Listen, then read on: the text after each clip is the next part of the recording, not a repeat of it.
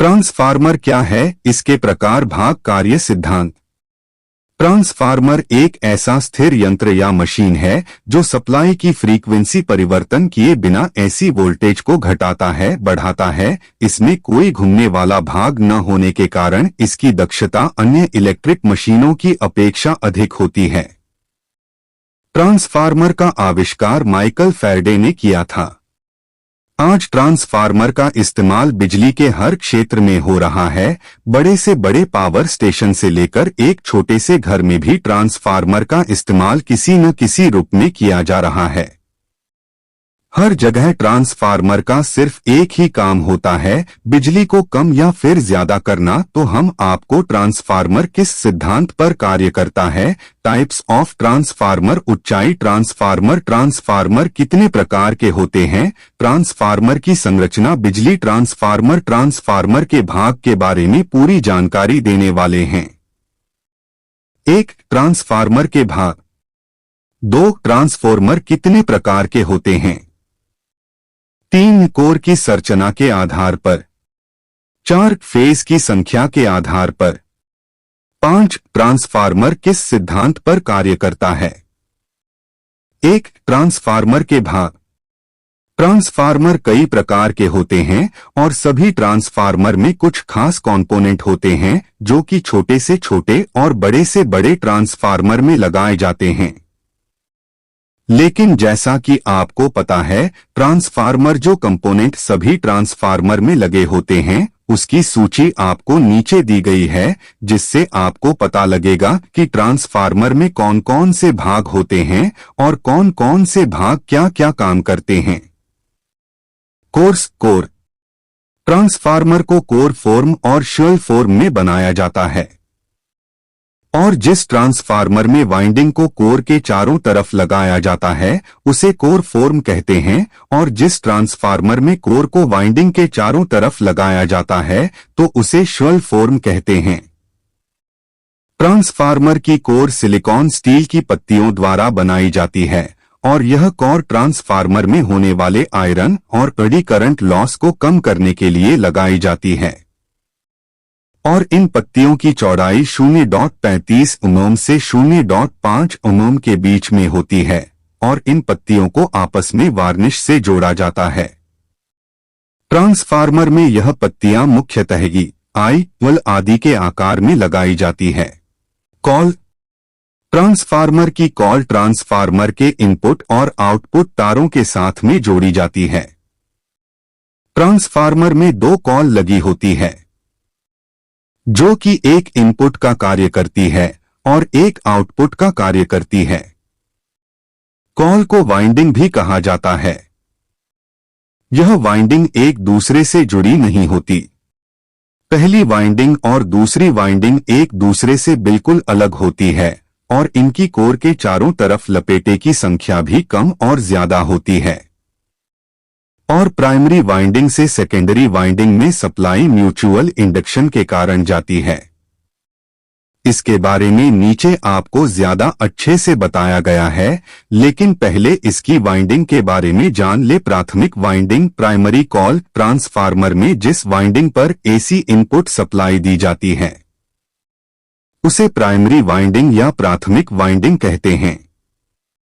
द्वितीय winding, secondary call. Transformer की secondary winding पर आउटपुट के तार लगाए जाते हैं और इसी वाइंडिंग से ट्रांसफार्मर की आउटपुट मिलती है। या यूं कहें कि ट्रांसफार्मर की जिस वाइंडिंग पर लोड कनेक्ट किया जाता है उसे सेकेंडरी वाइंडिंग कहते हैं। Insulated sheet. प्राइमरी वाइंडिंग और सेकेंडरी वाइंडिंग के बीच में एक सीट लगाई जाती है ताकि किसी प्रकार का कोई भी शॉर्ट सर्किट ना हो और ट्रांसफार्मर में वाइंडिंग पर किसी प्रकार का कोई नुकसान ना हो, इसीलिए यह वाइंडिंग के बीच में इंसुलेटेड सीट लगाई जाती है। कंसर्वेटर tank.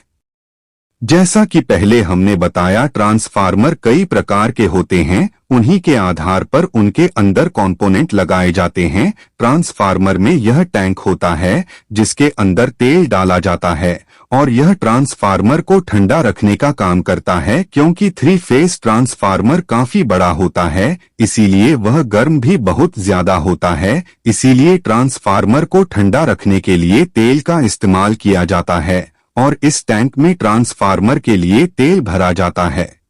Oil level indicator.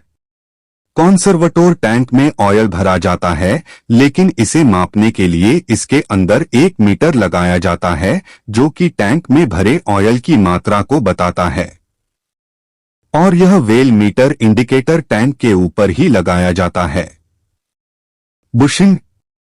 Bushing का इस्तेमाल ट्रांसफार्मर में लाइव कंडक्टर और ट्रांसफार्मर की बॉडी को इंसुलेट करने के लिए लगाया जाता है, और यह ट्रांसफार्मर के सभी टर्मिनल पर लगाया जाता है। Radiator fan. रेडिएटर का इस्तेमाल ट्रांसफार्मर को ठंडा रखने के लिए किया जाता है। जैसे गाड़ियों में भी गाड़ियों के इंजन को ठंडा रखने के लिए रेडिएटर का इस्तेमाल होता है, उसी प्रकार ट्रांसफार्मर में भी एक रेडिएटर लगाया जाता है, लेकिन यह रेडिएटर सिर्फ बड़े ट्रांसफार्मर में ही लगाया जाता है। तो यह कुछ महत्वपूर्ण भाग ट्रांसफार्मर के होते हैं जो कि लगभग सभी ट्रांसफार्मर में आपको देखने को मिलेंगे। ट्रांसफार्मर कितने प्रकार के होते हैं? Transformer of classification in Hindi. Transformer कई प्रकार के होते हैं, जहां पर इनका इस्तेमाल किया जाता है उसी आधार पर ट्रांसफार्मर को बनाया जाता है। जैसे कि अगर हमें घर में बैटरी का चार्जर बनाना है तो उसके लिए हमें स्टेप डाउन यानी कि वोल्टेज को कम करने वाले ट्रांसफार्मर का इस्तेमाल करना पड़ेगा, और अगर कहीं पर हमें इन्वर्टर बनाना है तो वहां पर हमें स्टेप अप ट्रांसफार्मर का इस्तेमाल करना पड़ेगा, या फिर हमारे घर में इस्तेमाल होने वाला स्टेबलाइजर में स्टेप अप ट्रांसफार्मर का इस्तेमाल किया जाता है। तो इसीलिए ट्रांसफार्मर कई प्रकार के होते हैं जिनकी सूची नीचे दी गई है। आउटपुट वोल्टता के आधार पर। एक स्टेप अप ट्रांसफार्मर। जो ट्रांसफार्मर इनपुट वोल्टेज को बढ़ाकर अधिक आउटपुट वोल्टेज प्रदान करता है उसे स्टेप अप ट्रांसफार्मर कहते हैं। ट्रांसफार्मर में प्राइमरी वाइंडिंग के मुकाबले सेकेंडरी वाइंडिंग पर ज्यादा कॉल के टर्न या लपेटें होती हैं, और इसका इस्तेमाल स्टेबलाइजर, इन्वर्टर इत्यादि में किया जाता है। 2 स्टेप डाउन ट्रांसफार्मर। जो ट्रांसफार्मर इनपुट वोल्टेज को घटाकर कम आउटपुट वोल्टेज प्रदान करता है उसे स्टेप डाउन ट्रांसफार्मर कहते हैं। इसका इस्तेमाल बहुत ज्यादा किया जाता है क्योंकि डीसी सप्लाई से चलने वाले बहुत सारे उपकरण मार्केट में है, और इसे हम घर में आने वाली एसी सप्लाई से चलाने के लिए ट्रांसफार्मर का इस्तेमाल करते हैं, जो कि 220 वोल्ट एसी को घटाकर उपकरण के अनुसार कर देता है। जैसे कि ऑडियो एम्पलीफायर को 12 वोल्ट डीसी सप्लाई की जरूरत होती है, इसलिए हमें स्टेप डाउन ट्रांसफार्मर का इस्तेमाल करके 220 वोल्ट को 12 वोल्ट में बदलना पड़ता है, और फिर उसे एसी टू डीसी कन्वर्टर से डीसी सप्लाई में बदलना पड़ता है। इसीलिए इस ट्रांसफार्मर का इस्तेमाल बहुत ज्यादा किया जाता है। कोर की संरचना के आधार पर। एक शेल टाइप ट्रांसफार्मर। यही तथा आकर की पत्तियों को जोड़कर बनाया जाता है। इसमें 3 लिप पड़े होते हैं, जिसमें से एक लिप पर दोनों वाइंडिंग की जाती है, वाइंडिंग बीच वाले लिप पर की जाती है, जिसका क्षेत्र दोनों साइड वालों से 2 गुना होता है। कम वोल्टेज वाली वाइंडिंग कोर के नजदीक की जाती है, और ज्यादा वोल्टेज वाली वाइंडिंग कम वोल्टेज वाली वाइंडिंग के ऊपर की जाती है, ताकि इंसुलेशन आसानी से किया जा सके। इसमें मैग्नेटिक फ्लक्स के लिए 2 रास्ते होते हैं, इसे हम कम वोल्टेज के लिए यूज करते हैं। 2 डॉट कोर टाइप ट्रांसफार्मर। यह ट्रांसफार्मर एल आकार सिलिकॉन स्टील की पत्तियों को इंसुलेट करके जोड़कर बनाया जाता है। इसकी बनावट आयताकार रूप में होती है। यह इसके 4 लिब होते हैं, जिनमें से 2 आमने सामने वाले लिबों पर वाइंडिंग की जाती है। इसमें मैग्नेटिक फ्लक्स के लिए केवल एक ही रास्ता होता है। यह हाई वोल्टेज के लिए यूज किया जाता है। फेज की संख्या के आधार पर। एक dot single phase transformer. Single phase AC dot supply पर कार्य करने वाला ट्रांसफार्मर होता है। यह ट्रांसफार्मर सिंगल फेस की वोल्टेज को कम या ज्यादा करता है, उसे सिंगल फेस ट्रांसफार्मर कहते हैं। इसमें दो वाइंडिंग होती है, प्राथमिक और द्वितीयक वाइंडिंग। प्राथमिक वाइंडिंग में सिंगल फेज विद्युत सप्लाई दी जाती है और द्वितीयक वाइंडिंग में सिंगल फेज विद्युत सप्लाई स्टेप डाउन या स्टेप अप के रूप में ली जाती है। 3 phase transformer. 3 phase AC supply पर कार्य करने वाले ट्रांसफार्मर को 3 फेज ट्रांसफार्मर कहते हैं। इसमें 3 प्राथमिक तथा 3 द्वितीयक वाइंडिंग होती है। यह सेल या कोर टाइप के होते हैं। इनका उपयोग 66, 110, 132, 220, 440 केवी स्टेप अप करके ट्रांसमिट करने के लिए किया जाता है और जो डिस्ट्रीब्यूशन प्रणाली में जो ट्रांसफार्मर होते हैं वे 3 फेज ट्रांसफार्मर होते हैं और आजकल 3 फेज ट्रांसफार्मर का ही अधिक प्रयोग होता है। ट्रांसफार्मर किस सिद्धांत पर कार्य करता है?